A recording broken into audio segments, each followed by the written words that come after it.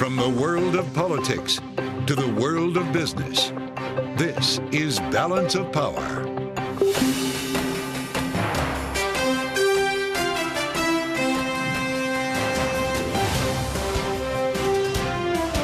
Live from Washington, D.C.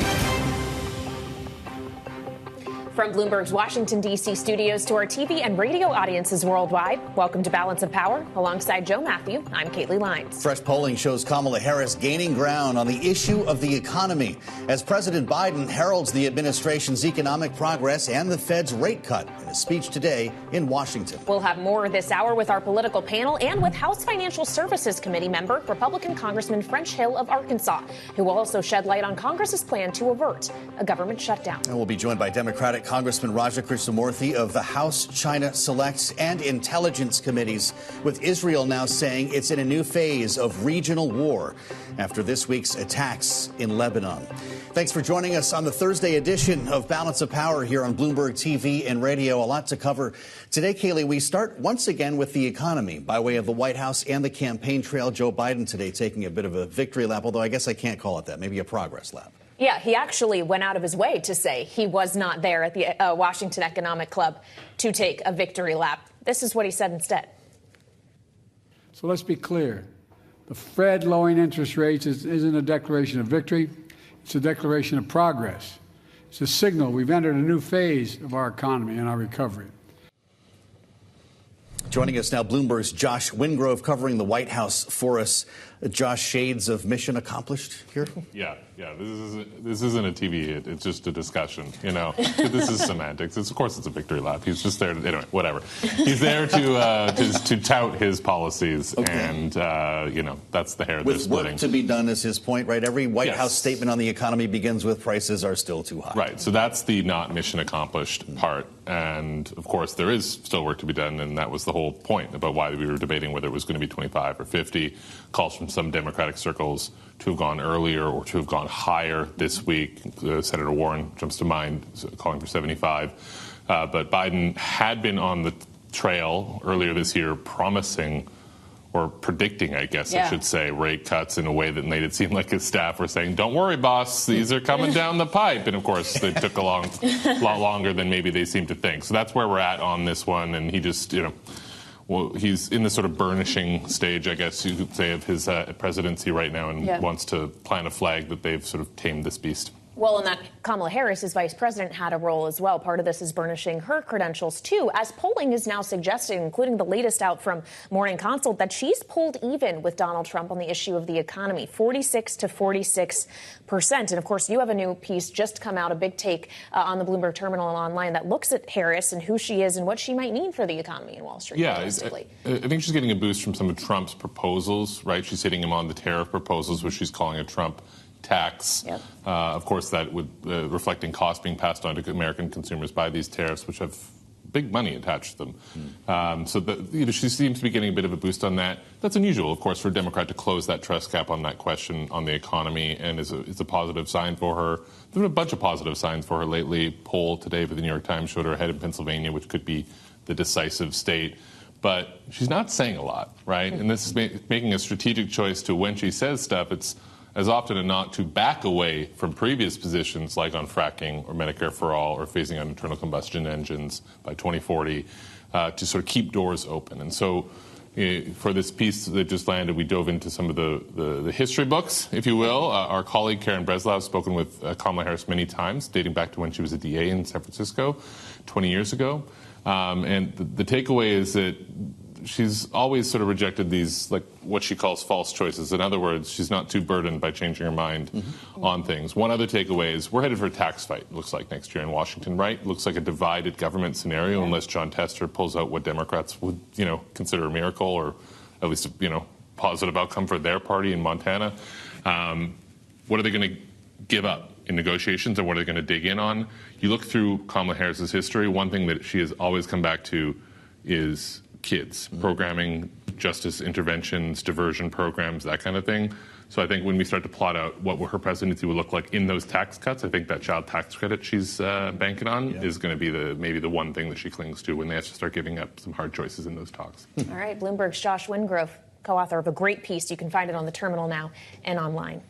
Now moving to the conflict in the Middle East. Earlier today, Secretary of State Antony Blinken had this to say about the escalation between Israel and Lebanon following this week's pager and walkie-talkie explosions. There is a real problem that needs to be resolved when it comes to northern Israel and southern Lebanon, and that is the fact that since October 8th, Hezbollah has been firing rockets into Israel. Israel has been firing back.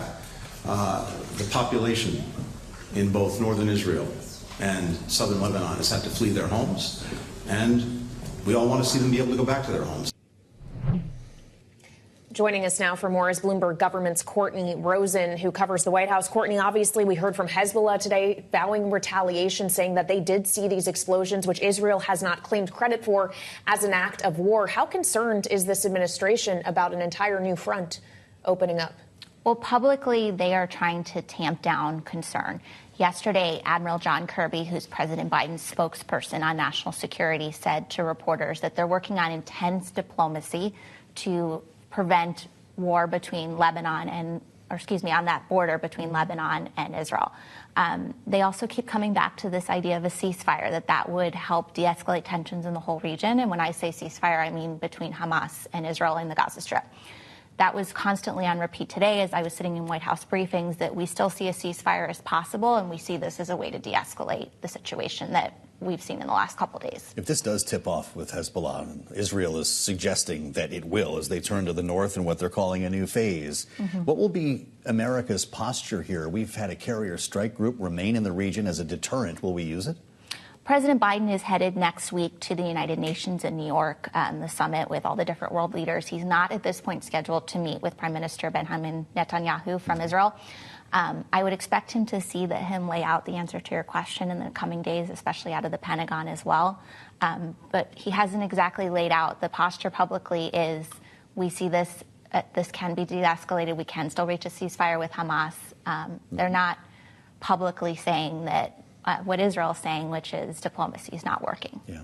Thanks for the insights and great reporting. Bloomberg government's Courtney Rosen on a very important story as we turn to the markets now, with stocks rallying today after yesterday's Fed rate cut. Worth waiting for here, and we're joined now by Bloomberg's Emily Graffeo for a market check. Big day, Emily. Well, yes, Kaylee and Joe, it was a really big day. Not only did we see the S&P 500 hit a record high, but we really saw a broad-based rally within the stock market. The NASDAQ 100 was up 2.6%, and the Russell 2000, those are small cap stocks, up about 2% as well. The reason why I call it broad-based here is you really wouldn't be piling into a small cap stock if you didn't think that the economy was going to be growing in the near future. So really the message here that markets told us was that investors are confident that the Federal Reserve can engineer a soft landing, that inflation is under control, that the 50 basis point rate cut was the right decision. In the bond market, there wasn't as much movement because bond traders had really already been pricing in for 50 basis points. But really the message going forward for the bond market is now those traders still expect 70 basis points more of cutting. And the Fed has said that they only want to do 50. But they've also said that they're data dependent. And we also got economic data today, jobless claims coming in lower than expected, which investors really took as a positive sign as well, that the labor market is strong. The data is encouraging. We know that Powell is really into the data. So all around, both for stocks and bonds, it was a very strong day in the market. All right, Bloomberg's Emily Graffeo in New York. Thank you so much for joining us. And coming up, we'll turn to Capitol Hill, where we're joined live by Democratic Congressman Raja Krishnamoorthi of Illinois. That's next on Balance of Power on Bloomberg TV and radio.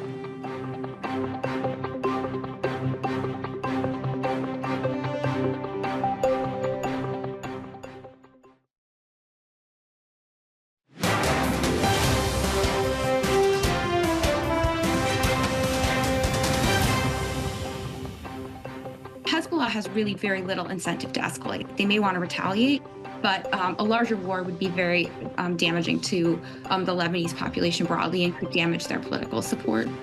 I think the bigger question mark is what Israel does.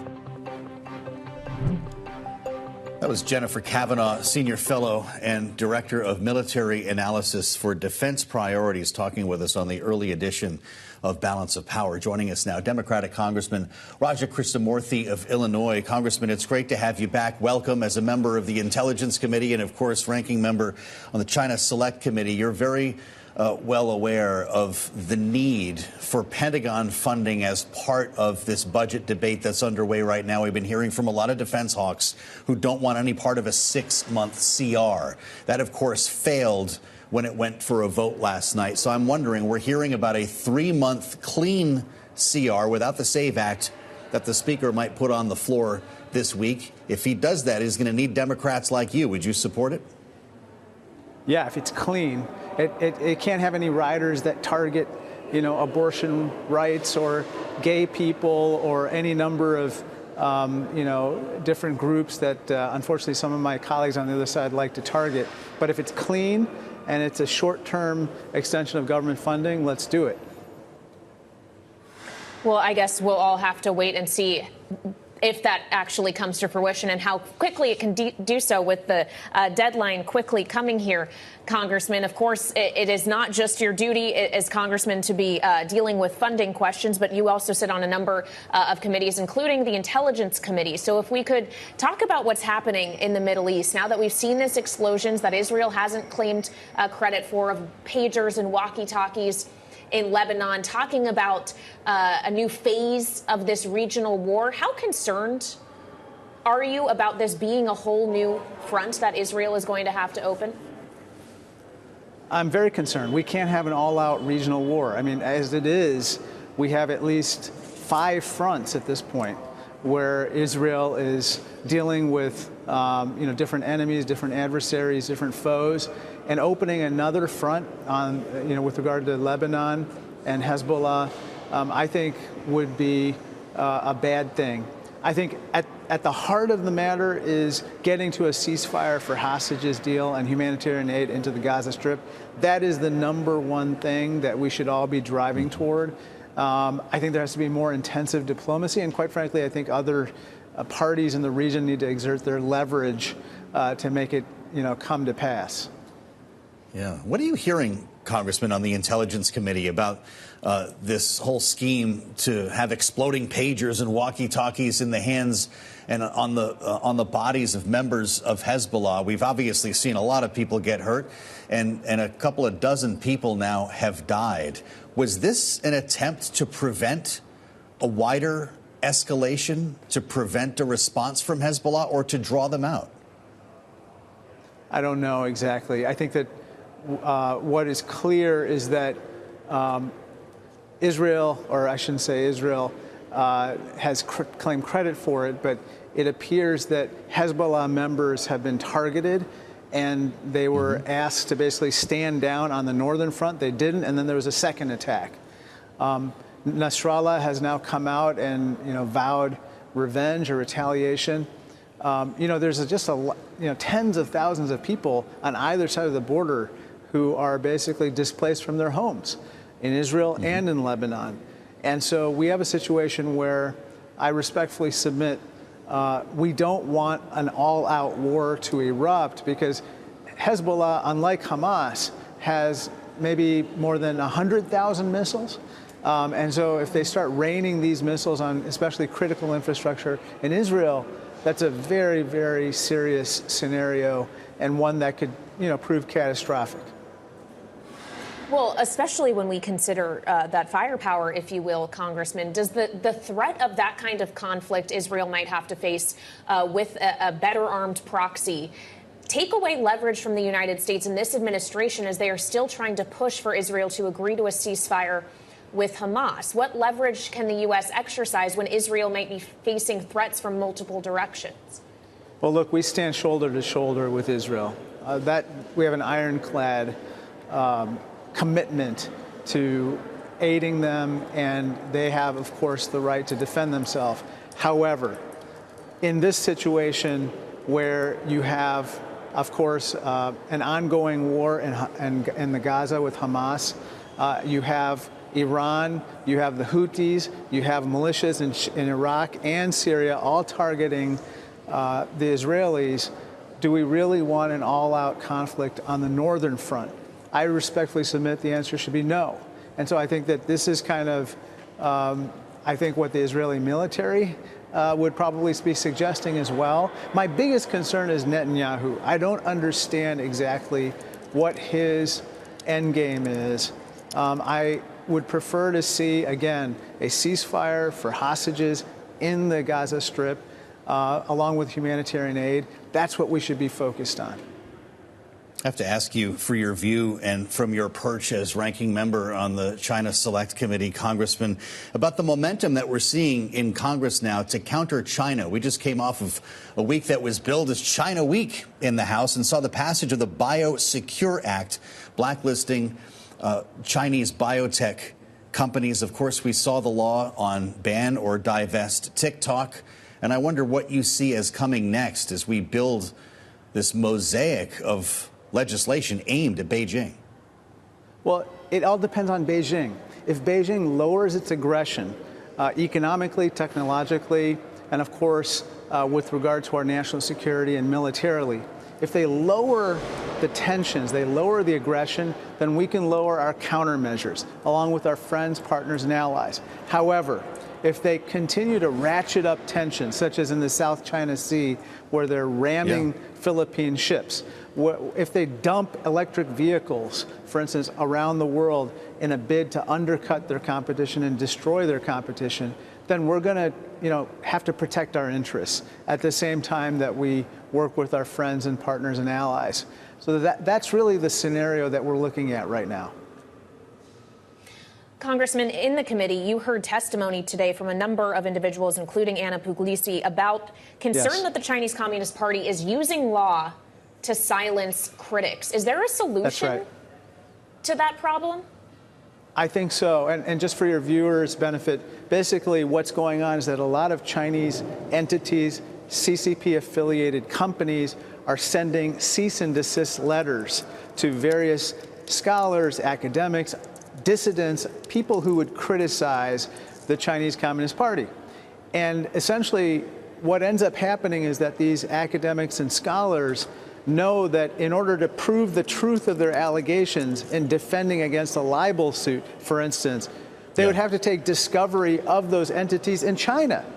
And the Chinese national security laws prevent that discovery. So it's a one-sided situation where basically the Chinese are using the law as a sword against their opponents and as a shield to protect their interests. What I've said is we need to do at least two things. One, we need to have statutes in place that basically have, for instance, treble damages associated with these frivolous lawsuits that are filed by CCP-affiliated entities. And then secondly, I think that we have to, basically have a situation where if you can't take discovery on a Chinese entity because of their national security laws, that lawsuit should be tossed out of court. So those are some of the solutions, among others. All right, Congressman, great to see you. Thank you so much for joining us. That's Democratic Congressman Raja Krishnamoorthi of Illinois. Thank you. Coming up, J.D. Vance and Tim Walz make their cases to big business. We'll have a live report next on Balance of Power on Bloomberg TV and radio.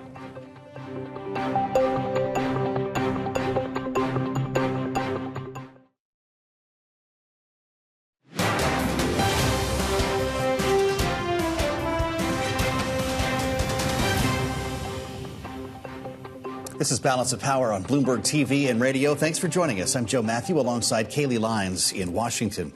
The presidential campaigns continue their outreach to the business community in hopes of drawing contrasts that will appeal to corporate America.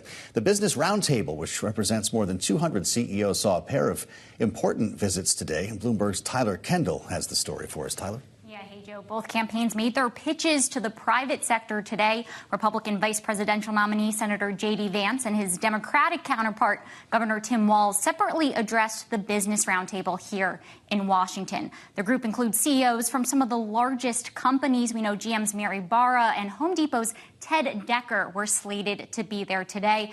The group heard from former President Trump earlier this year when he floated cutting the corporate tax rate. Trump wants to lower the current rate from 21 to 20%, could go as low as 15% for companies that make their products in the U.S. Trump often touts current levels as a win from his 2017 tax plan. As for Vice President Harris, she's pledged to increase the rate to 28%. It mirrors a proposal by the White House. President Biden, for his part, criticized Trump's tax policies today while addressing the Economic Club of New York. My predecessor enacted a $2 trillion tax cut, which made overwhelmingly benefited the very wealthy and the biggest corporations. Made you feel good, I'm sure. But guess what? We don't have to hurt corporations. He and his allies say they support workers in the middle class. Give me a break. A Goldman Sachs analysis out this month shows Trump's corporate tax plan would likely boost S&P 500 earnings by 4%, while they could fall about 5% under Harris's plan. Trump's 2017 tax overall boosted S&P 500 earnings by 12% the following year, resulting in about 10% rally for the index. Steve Eisman of Neuberger Berman told Bloomberg Television today the markets won't like it if Democrats sweep the White House and both chambers of Congress. If Trump wins and it's divided government, the market goes up. If Trump wins and it's a sweep, the market goes up. So the only circumstances, I think, under which the market has trouble is a Democratic sweep. And that's because, you know, the Democrats are talking about raising taxes, and markets don't like that. He went on to say if Harris wins but Republicans hold on to Congress, the markets will be, quote, fine.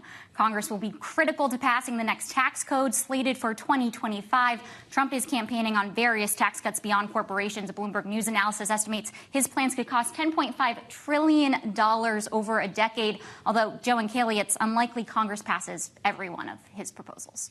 Yeah, Tyler, it's a great point. He can't do, or she can't do, anything unilaterally. But it also raises the question not just of the businesses, but the people who run them or maybe own them, what the rich think of these policies. Right. Well, a recent Bloomberg News analysis looked at some of these bigger donors and how they're contributing to each of these campaigns.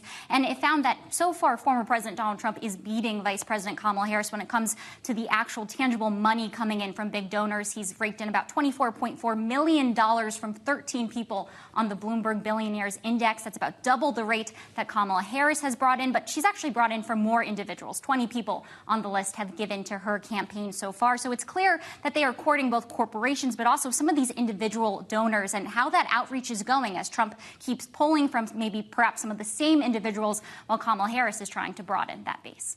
All right. Bloomberg's Tyler Kendall. Great reporting. Thank you so much.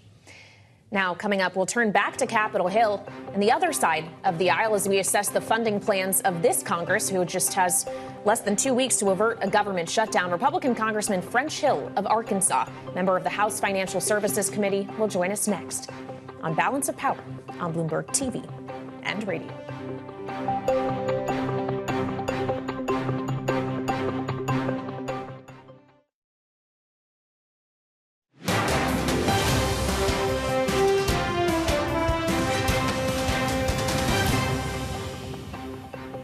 I have not spoken to Speaker Johnson today or subsequent to the collapse of the House Republican shutdown bill. But time is short. What occurs over the next few days will be determinative as to whether we can find the common ground necessary to fund the government, avoid a shutdown, and meet the needs of the American people. This should not be complicated. That was House Minority Leader Hakeem Jeffries earlier today following the failed vote on Speaker Mike Johnson's House stopgap funding bill last night. For more, we're now joined by Republican Congressman French Hill of Arkansas here on Bloomberg TV and radio, live from Capitol Hill. Congressman, great to see you. Thanks for being with us. So the 6-month continuing resolution with the SAVE Act attached is apparently a no-go. So what is your understanding of leadership's plan now? Well, Kaylee, Joe, great to be with you. It's important that we find consensus among House Republicans and move a continuing resolution before midnight on September 30th, preferably a lot sooner so that the Senate has time to have action. I was disappointed that 14 House Republicans didn't go along with Speaker Mike Johnson's plan. Let me tell you what he wanted to achieve. First, send that message to the American people, something that we all know, which is only American citizens should vote in federal elections. That's an important talking point for Republicans. It's a big issue in a lot of town halls around the country that illegal immigrants might vote in this fall's election. That's point one. Point two, Speaker Johnson's goal of extending this spending continuing resolution past January 1st was to break up the Senate's leverage on a jamming of the Congress in December for an omnibus spending bill. And Johnson was successful last year in avoiding that. But unfortunately, we didn't have consensus among House Republicans, so he's back at square one today. I want to ask you about this idea of duration as a sticking point here, Congressman. I'm glad that you mentioned that. Heritage Action put out a note today saying passing another short-term CR and massive omnibus before the end of the year is exactly what Kamala Harris, Chuck Schumer, and Democrats in Congress want. They would prefer a 6-month CR, and I wonder where you are on this. If a clean 3-month CR comes to the floor, as is now being reported, would you still support the Speaker? Well, I would support the Speaker if he made that play call. If I don't know that you're going to get a clean CR. I think you're going to have more people decide not to vote for that because the defense hawks will speak up very vociferously against anything long. This is the conflict. It's not necessarily a partisan conflict. Mike Rogers voted no yesterday. Mike Rogers is the chairman of the Armed Services Authorization Committee. So if the longer you go, I think you'll lose defense hawks in both the Democrat and the Republican Party. But would 3 months keep those defense hawks in line? Well, Mike Rogers is on record saying that he wouldn't go past January 31st, but it's possible that you could find something in between. This is where Johnson found himself last year, and I thought Mike Johnson did a good job last year. I supported it to break this spending into 2 parts, plus put the national security piece in a third bill. And remember, in the House, let's be clear, in the House, we've passed 71% of all federal spending across our House floor. The Senate has passed none of those bills, making it tough to find compromise. Plus, Chuck Schumer's Senate is $100 billion higher in spending than the spending levels approved by the House committee. We'd love to have you put your former banker hat on, Congressman, as we join each other here on this day after the Fed meeting. And on the early edition of Balance of Power, we spoke with your Democratic colleague, Brendan Boyle of Pennsylvania. Here's what he had to say about the Fed's decision to cut rates. It's quite clear. We are achieving the soft landing. We have increased projections now of 3% growth for this quarter, combined with inflation that is reaching the 2% target. And that's what gave the Federal Reserve and the FOMC the confidence to be able to initiate this series of rate cuts, beginning with a robust 50 basis point cut. They would not have done that had they believed that inflation was still a major concern. Congressman, how are you feeling about this moment? A new regime is upon us. Joe Biden says it's not time to declare victory, but to declare progress. How would you describe this moment? Well, you certainly would not declare victory. I still remain very concerned about the risk that we saw in the 70s and in the 80s of a resurgent inflation that caught the Fed off guard at least twice during that time period. So I'm very cautious about getting on the bandwagon that, we are at peace on this subject, meaning that we don't have the potential of resurgent inflation and that we're going to have a soft landing. I think the board clearly, the governors that were voting were split, and Governor Waller's mantra of going big, meaning 50 basis points, clearly carried the day, but it didn't strike me as a unanimous view. In other words, I don't think it portends that it doesn't portend to mean that any further cuts are going to be of that magnitude. Yeah, well, and the chairman yesterday basically told the markets, do not expect this to be the new pace. Former President Donald Trump, though, in the aftermath of this, suggested that the rate cut decision was either political or it suggests that something is wrong with the economy. Sir, do you think either of those things are true? Well, I'm a big believer, as you know, and I've talked on this show many times. I think the Fed's sole mandate should be price stability. They should be focused on inflation, and they should be rules-based in making these decisions. looking at bank reserves, looking at the short-term money markets, looking at what they think the outlook is for economic growth.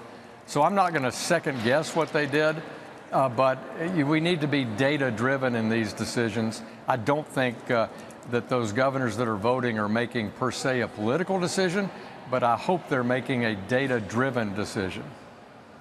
Let's skip over to your Foreign Affairs Committee, Congressman. There's always so much that we can talk to you about. I know that you were in the Middle East not that long ago, and after what we're seeing now from Israel, there are a lot of questions about what's going to happen next. Matthew Miller, the spokesperson at the State Department, had this to say about the likelihood of conflict escalation between Israel and Hezbollah. You've seen Hezbollah launching terrorist attacks against Israel nearly every day since October 7th. So it has been a dangerous situation, and the risk of escalation has been high. And there have been a number of points where the risk of escalation has been especially high, and that risk has receded, never gone away, but receded. And so we will continue to push to try to calm tensions, to try to urge all parties to de-escalate, and try to get to a place eventually where we can push for a diplomatic resolution. Congressman, I realize Israel has not claimed responsibility, but it is believed that they were behind this scheme to use exploding pagers and walkie-talkies that ended up in the hands of Hezbollah. Did Israel just make the region more dangerous or act to prevent a retaliatory strike from Hezbollah? It's Iran that makes the region more dangerous, Joe. It's Iran that has backed Hezbollah in Lebanon and Syria, Hamas in Gaza, with millions and millions of dollars of annual expenses, trained terrorists, given them hundreds, thousands of rockets with extensive ranges to do nothing except to accomplish one goal that Iran has and their terror networks, and that's wiping Israel off the face of the planet. Sinwar, the Hamas terror leader in Gaza, clearly has not reached the point where he wants to negotiate, and he may well never reach that point. I think that's the reality we have. But our Secretary of State Blinken, our CIA Director Burns are tirelessly and have been tirelessly ever since October 7th trying to find regional peace that protects Israel's sovereignty, their rights to their borders, brings new governance to Gaza, and de-arms and dethrones the power that these Iran-backed militia groups have, from the Houthis in Yemen to Hezbollah in Lebanon and Syria. All right, Congressman, it's great to have you back. French Hill of Arkansas, Joe, covering the waterfront Thanks, with us today on Balance of Power. Absolutely, we thank you. Coming up, we'll have a closer look at the Senate and House's race to avoid a government shutdown. 12 days to go, and our political panel will be with us next on Bloomberg TV and radio.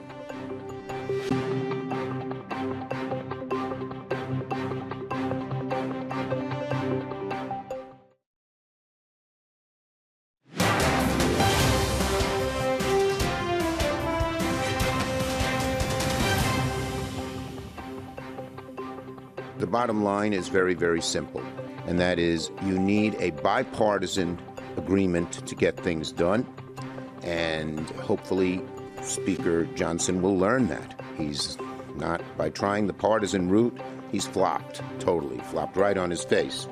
So we have filed today, and if the House can't get its act together, we're prepared to move forward. Senate Majority Leader Chuck Schumer earlier today on the next steps for a government funding bill. Following last night's failed House vote, we've got 12 days left to figure this out. And yes, you've probably seen this movie before. Joining us now, our political panel. They've also seen it. Sarah Chamberlain is back president and CEO of the Republican Main Street Partnership, Republican strategist, alongside Kevin Walling, vice president of HG Creative, Democratic strategist. Great to have you both here. This was all part of the plan, right? Mike Johnson knew that that bill was going to fail last evening. Absolutely. Because of the SAVE Act, because of concerns about the duration. But now reports would suggest he's up with a clean 3-month CR. We just asked 2 lawmakers if they would support it. I don't know if we got 2 straight answers on that, but we'll find out if it really happens. Is that next? Is he going to prevent Chuck Schumer from jamming the House? Yes, and that is next. He had to bring that vote up. He knew it was going to fail, but that, that takes care of the far right base. Okay. And now you bring up something that can pass in a bipartisan manner. So we're looking forward to that. There will not be a government shutdown, and this bill will get passed either Saturday, but I actually think it's going to be early next week. You've got a pretty good record on that. Okay, so it is going to be a 3-month clean CR. How many? That's what they're talking about. Yeah, That's what our members support at Main Street. Well, and so I wonder if the Democrats will be required for this, because it is still a CR, and there are still a handful of Republicans who won't vote for a CR of any kind or duration. Right. So are the Democrats wise to provide those votes, guys? I think so. With the clean, the understanding that it's a clean bill, it's a victory, obviously, for Democrats. It's a reality, as we see in nearly every vote, of just the precious numbers that are in the lower house. But you've got, Tom Cole, the appropriations chair, fairly new in his role, is a level-headed guy. I think he's probably part of Main Street. He's not interested in any kind of shutdown. I think the timing is going to be sometime mid next week to give it some distance, obviously, from yesterday's failed vote. But neither side is interested in a shutdown, except maybe for Donald Trump, who wants a shutdown if it's not a clean CR bill. Well, there are some Republicans who do want something longer in duration. They want that 6-month plan. I realize that's a problem for defense hawks. Heritage piped on this today. Heritage Action passing another short-term CR and massive omnibus before the end of the year is exactly what Kamala Harris and Chuck Schumer wants. And that's interesting, because I would say if you do pass a long-term and President Trump gets elected, his hands are tied for the first few months. So it actually benefits, if Trump is elected, it benefits to have a short-term CR that ends at the end. We don't really think a real budget for 25 be crafted in the 2 weeks at the end of this year, do we? Please. Okay. Really? So that's followed by another CR, though. Probably. Okay. But that would be a CR would we know who the president's going to be. Got it. Then I think that changes. And we'll know that the House makeup. I mean, we tend to keep the House, sorry. But it's going to be very close, so it just depends. So 1 into the end of December will be fine. Well, the path to keep the House is going to run through a few key swing districts, including one that Donald Trump was in last night, talking about the SALT cap, which it was his administration that went into place in the first place in the 2017 Tax Act. But if that goes away, is that what wins it for Lolota and Esposito, whose district he was in? Is that what you're counting on? So they're both members of the Republican Main Street Partnership. They're in very good shape now. That helps them, but I think that they were in good shape even before that. Though Trump went in and I talked to both of them today, and what they said is it energized the base. So they were very happy about hosting him because Trump in that particular case was helping them more than himself. He's not going to win New York, obviously. Does Kamala Harris need to weigh in on this? This is an opportunity. When you have volatility like this, it's an opportunity for everybody here. Joe Biden might have taken the occasion to go up to Capitol Hill to make a point. How about the Vice President? I think she will, especially if for some reason this falters in the House. I doubt that it will, to Sarah and I's earlier point. But if the Senate needs to take action, and you've got this Plan B in terms of the procedural motions that Leader Schumer is doing, I think you'd see some response from the Vice President. But I think she wants to distance herself from any of this kind of budgetary mess that's going on and keep doing what she's doing and not answer, on the more serious nature of this issue. One final question on Congress and the composition of it, because I was struck by a new poll that just came out from Morning Consult in Texas. Ted Cruz down by one under Colin Allred, 44 to 45. Do you think that's a real chance for a Democratic flip? I sure hope so. I mean, I think, our only two opportunities really are Texas and Florida in terms of offensive plays. We're on defense in the rest of these states. I mean, we've got the dream candidate in Colin Allred. Ted Cruz barely survived re-election the last go-round against Beto O'Rourke. He's massively unpopular in the state. Again, this is also the great white whale for Democrats every single election cycle. This is going to be the one that, the cycle that Texas flips. Maybe this might be the start of that crack in the wall. In the Alamo. The Alamo. What's going to happen? Cruz will win, and I think the Senate's going to be 51. I think we're going to pick up Montana and, of course, West Virginia. All right. Our panel will be staying with us because coming up, we have to look at another state, North Carolina, and the controversy surrounding gubernatorial candidate Mark Robinson. We'll have more ahead on Balance of Power on Bloomberg TV and radio.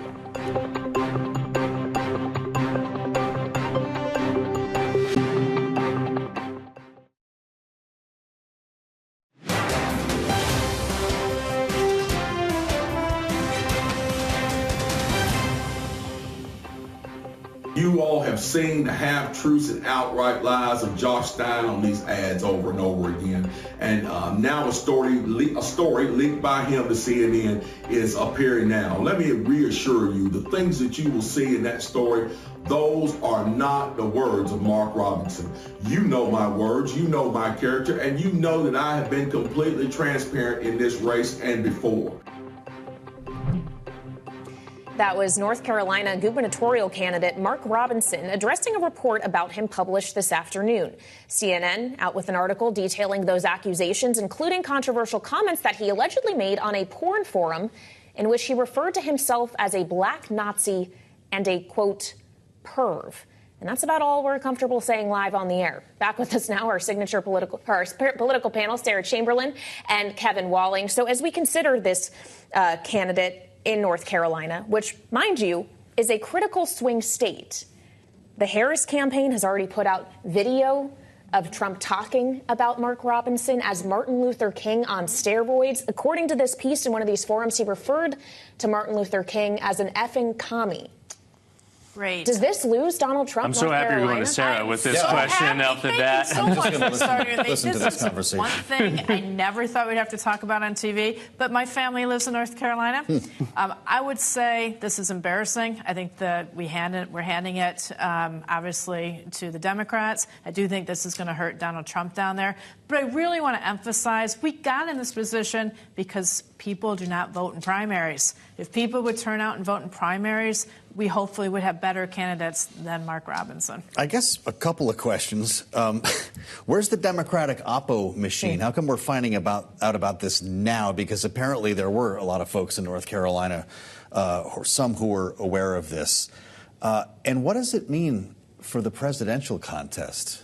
Does Donald Trump have to worry now more about North Carolina? I think he does, without a doubt, right? The governors, top the ticket in most states, obviously with the presidential level above it. You've got coordinated campaigns dependent on the state party in leadership with, and let's also not forget he's the sitting lieutenant governor as well. Yes. Joe, I think to your point about the Oppo book, and we were talking about it, Sarah and I earlier, nobody really focused on a lieutenant governor's race in North Carolina before this, likely. So probably didn't do as much deep digging in terms of research out there. Certainly the timing is also critical because I think tonight is the deadline for him to remove himself from contention. Obviously in that video that you played, he's going to stay the course, which is welcome news. Morning Consult already had it a 50-37 race even before this in terms of the matchup. So certainly we're sitting a little prettier. I would actually argue the Democrats had the op research and they didn't use that because, we're handing them the race. Amazing. So why get him out of the race early? Wow. Well, I actually spoke about this candidate with Laura Trump, the co-chair of the RNC last month, and a North Carolina native. I asked her specifically about Robinson, and this is her response. Are you worried that the gubernatorial candidate there, Mark Robinson, could actually create a drag on Donald Trump's own chances? Is he a problematic candidate for the Republican Party?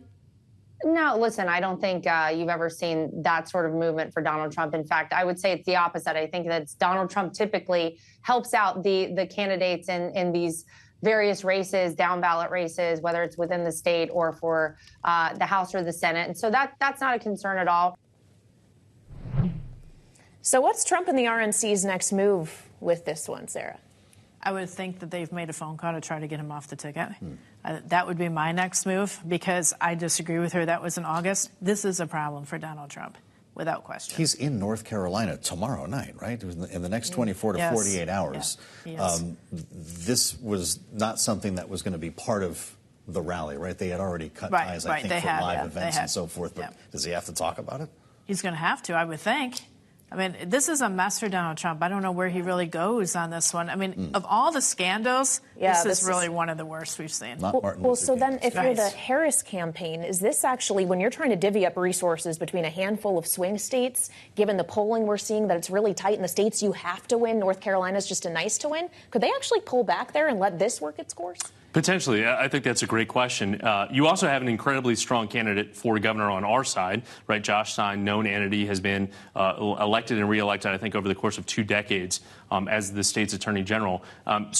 And he's a prodigious fundraiser as well. So he's funding a lot of that coordinated campaign effort on the ground. So I think it is a question of resources. Now, she also has fairly unlimited resources, knock on wood, at least in recent weeks, since she took over the top of the ticket. So much so that she's donating down ballot races, and we've talked about this in the past, and funding our 2 congressional arms. So certainly I don't necessarily think it's even a question of resources. It's a question of cutting through the noise, potentially, in a really noisy electorate in North Carolina. Just imagine what the headlines will be tomorrow. Kevin Walling and Sarah Chamberlain, great conversation. Thank you. We'll keep tabs on this story and encourage you to check out the Washington Edition newsletter on the terminal and online. And we will see you back for tomorrow. It'll be Friday. This is Bloomberg TV and Radio.